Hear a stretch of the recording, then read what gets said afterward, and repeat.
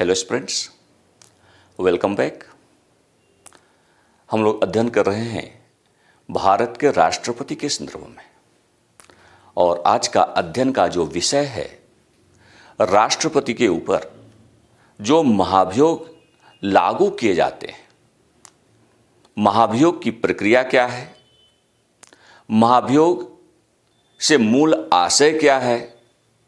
तो हम लोग इस बात का अध्ययन करेंगे कि महाभियोग क्या है, महाभियोग की प्रक्रिया क्या होती है और उसका प्रभाव राष्ट्रपति के ऊपर क्या पड़ता है। तो इस क्लास में आज समझने का हमारा जो मूल विषय है वो महाभियोग है, जिसे आप इम्पीचमेंट कहते हैं। तो समझेंगे कि इम्पीचमेंट क्या है, महाभियोग क्या है, महाभियोग की प्रक्रिया क्या होती है और इसका इफेक्ट क्या होता है राष्ट्रपति के ऊपर। तो इन तमाम पहलुओं के बारे में आज हम सब यहाँ पर चर्चा कर रहे हैं। देखिए, संविधान के अनुच्छेद 61 में एक प्रावधान किया गया है, महाभियोग का प्रावधान किया गया है। और प्रावधान क्या है, तो अनुच्छेद 61 में स्पष्ट किया गया है कि यदि राष्ट्रपति ने कोई असंवैधानिक कृत्य को संपन्न किया हो, कोई ऐसा कार्य संपन्न किया हो जो संविधान की व्यवस्था से असंगत हो, संविधान के प्रावधानों के अनुकूल न हो, संविधान पर वह आघात लगाने से संबंधित हो, यानी कुल मिलाकर देखा जाए तो यदि राष्ट्रपति ने संविधान का अतिक्रमण किया हो तो इस आधार पर राष्ट्रपति को असमय पद विमुक्ति प्रदान करने के उद्देश्य से महाभियोग का प्रावधान संविधान के अनुच्छेद 61 के अंतर्गत किया गया है। अब यहां देखिए, जो आर्टिकल 61 है, आर्टिकल 61 का मुख्य आशय ही यही है कि राष्ट्रपति चूंकि संविधान के संरक्षण के दायित्वों से भी युक्त होता है, और यदि राष्ट्रपति ने ही संविधान की व्यवस्था का पालन नहीं किया हो, संविधान के विपरीत जाकर कोई कार्य संपन्न किया हो, तो निश्चित रूप से इस व्यवस्था के तहत भारत के राष्ट्रपति को अपने पद पर बने रहने का हक नहीं होता। कहने का आशय कि यदि संविधान की व्यवस्था का उल्लंघन स्वयं राष्ट्रपति ने किया हो तो राष्ट्रपति को इस पद पर बनाए रखना अनुचित होगा।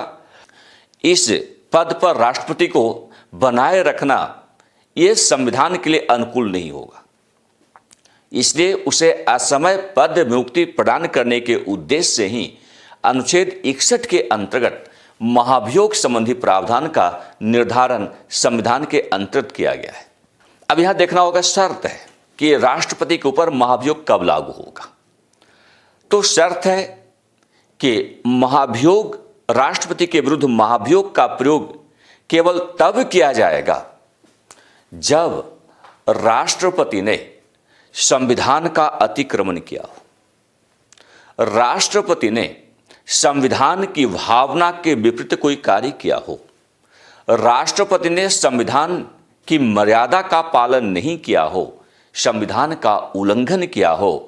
तो ये तमाम ऐसी स्थितियां होती है। कुल मिलाकर अगर अनकॉन्स्टिट्यूशनल वर्क किया हो, कोई ऐसा कार्य जो संविधान के विपरीत हो, तो ये तमाम ऐसी स्थिति होती है जो महाभियोग का कारण बन सकता है।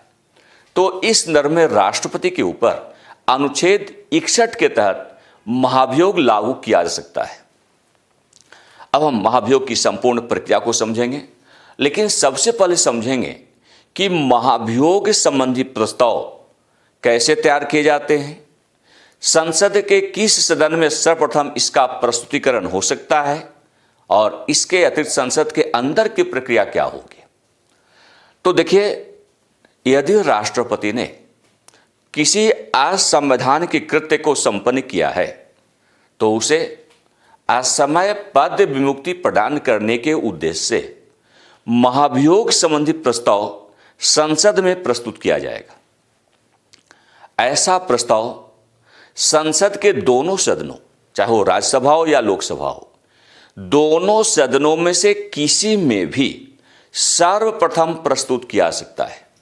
यानी महाभियोग संबंधी जो प्रस्ताव है उसे संसद के दोनों सदनों यानी लोकसभा या राज्यसभा दोनों में से किसी भी सदन में सर्वप्रथम प्रस्तुत किया जा सकता है। जिस भी सदन में महाभियोग प्रस्ताव को सर्वप्रथम प्रस्तुत किया जाना है, कहने का हमारा आशय है कि यदि महाभियोग प्रस्ताव को लोकसभा में पहले प्रस्तुत किया जाना है तो लोकसभा के सदस्यों की कुल संख्या के 1/4 कम से कम 1/4 सदस्यों के हस्ताक्षर से महाभियोग संबंधी प्रस्ताव को तैयार किया जाएगा।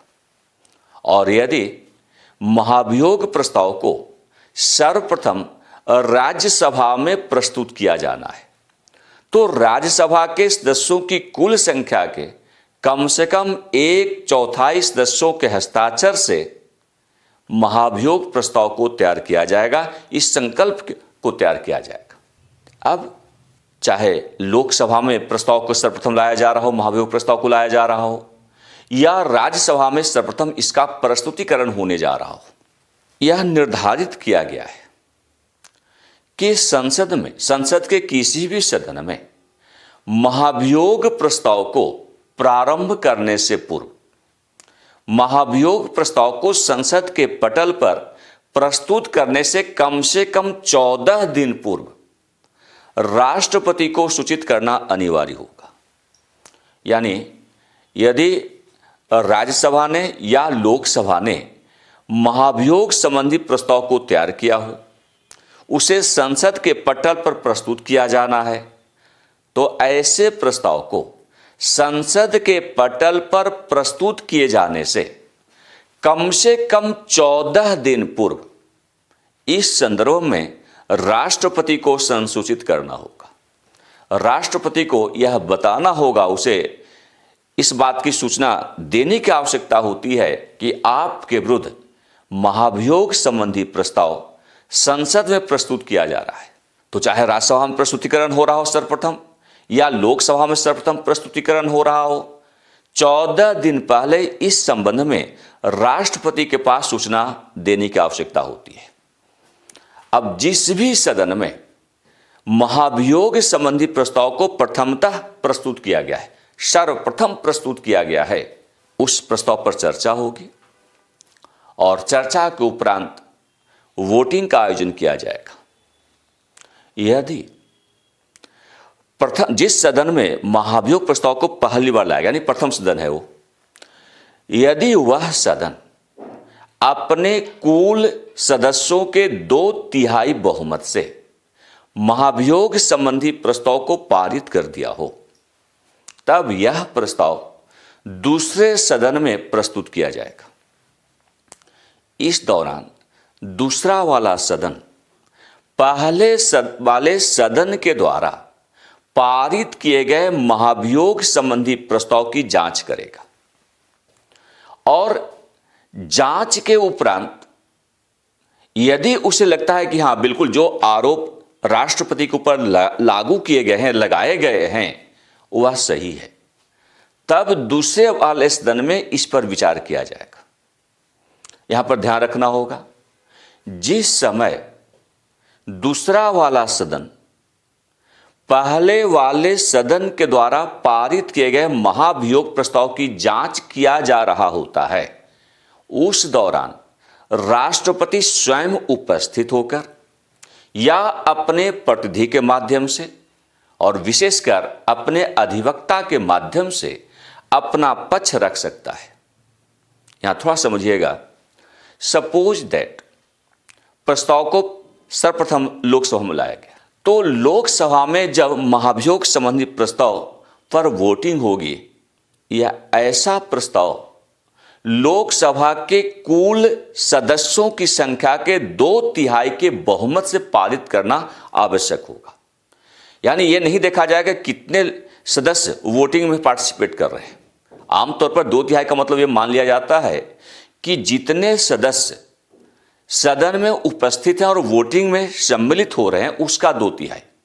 लेकिन जब हम महाभियोग प्रस्ताव की बात करते हैं, यहां पर 2/3 की जो गणना है इस रूप में की जाएगी कि सदन के सदस्यों की कुल संख्या का 2/3 होना चाहिए। यदि लोकसभा की बात करें तो लोकसभा में सदस्यों की कुल संख्या 543 है।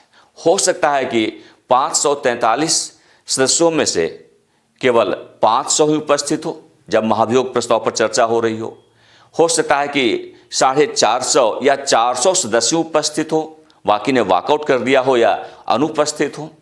तो यहां पर जितनी सदस्यों की संख्या उपस्थित है उसके आधार पर 2/3 की गणना नहीं की जाएगी, बल्कि गणना का आधार क्या होगा?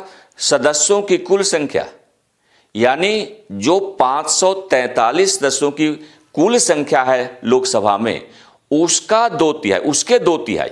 इस आधार पर 2/3 बहुमत से महाभियोग संबंधी प्रस्ताव को संसद में पारित किया जाएगा। दोनों सदनों द्वारा अलग अलग पारित किया जाएगा। तो अभी हम चर्चा कर रहे हैं कि पहले वाले सदन ने क्या किया? महाभियोग प्रस्ताव को पारित कर दिया। दूसरा वाला सदन पारित किए गए महाभियोग प्रस्ताव की जांच करता है। इस दौरान राष्ट्रपति या तो स्वयं उपस्थित होकर या अपने किसी प्रतिनिधि के माध्यम से, आमतौर पर उसका जो प्रतिनिधि यहां पर उपस्थित होता है वो उसका अधिवक्ता होता है, तो अधिवक्ता के माध्यम से अपना पक्ष रख सकता है।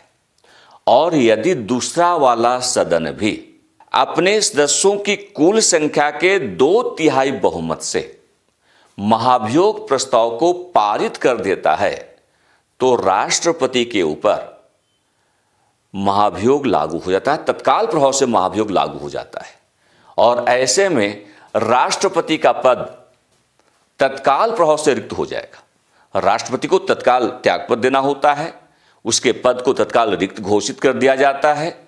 और यहां पर फिर से समझना होगा कि यदि राष्ट्रपति के ऊपर महाभियोग लागू हो गया हो तो राष्ट्रपति का पद चूंकि यहां पर असमय रिक्त हो रहा है, तो इस संदर्भ में कार्यवाहक राष्ट्रपति के द्वारा इस रिक्ति को भरा जाएगा।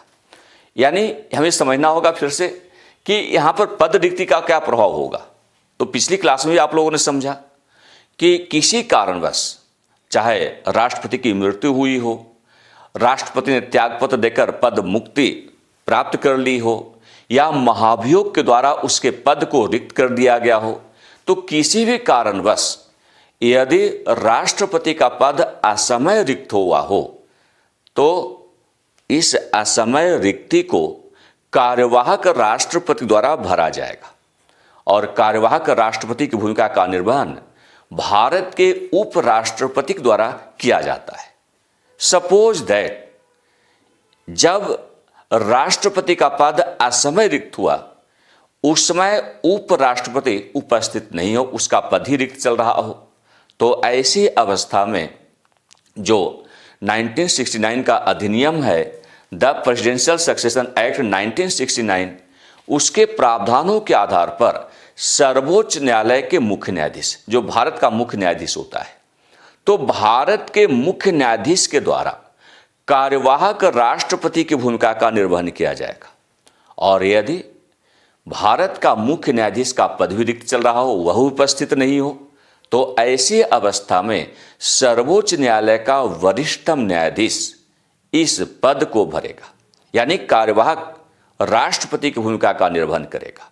और कार्यवाहक राष्ट्रपति का जो कार्यकाल है वो अधिकतम 6 माह तक बना रहता है। 6 महीने के अंदर नए राष्ट्रपति के लिए निर्वाचन का आयोजन किया जाएगा और नया राष्ट्रपति संपूर्ण कार्यकाल के लिए, यानी जो उसका ओरिजिनल कार्यकाल 5 वर्षीय प्रकार का है, उस संपूर्ण कार्यकाल के लिए पद स्थापित होता है। तो ये संपूर्ण प्रक्रिया है महाभियोग की। महाभियोग के आधार पर पद रिक्ति का क्या प्रभाव पड़ता है, उसके इन तमाम पहलुओं से आप सब परिचित हुए हैं। तो एक श्रृंखला के आधार पर हम लोग अध्ययन कर रहे हैं भारत के राष्ट्रपति के संदर्भ में, और अभी आपने अध्ययन किया कि राष्ट्रपति के ऊपर महाभियोग कैसे लागू होता है, महाभियोग की संपूर्ण प्रक्रिया क्या होती है, महाभियोग का प्रभाव क्या पड़ता है, और असमय पद रिक्ति अगर महाभियोग के माध्यम से या किसी भी माध्यम से राष्ट्रपति के पद के संदर्भ में हुआ हो तो उसे कार्यवाहक राष्ट्रपति के द्वारा भरा जाता है। इन तमाम पहलुओं के बारे में हम लोगों ने चर्चा की। तो बहुत बहुत धन्यवाद आप लोगों का, और आगे भी इस प्रकार हम लोग अध्ययन करेंगे कि भारत के राष्ट्रपति का अधिकार क्या है, उसकी शक्तियां क्या हैं। तो अधिकार एवं शक्तियों के बारे में हम लोग नेक्स्ट क्लास में चर्चा करेंगे। बहुत बहुत धन्यवाद आप लोगों का।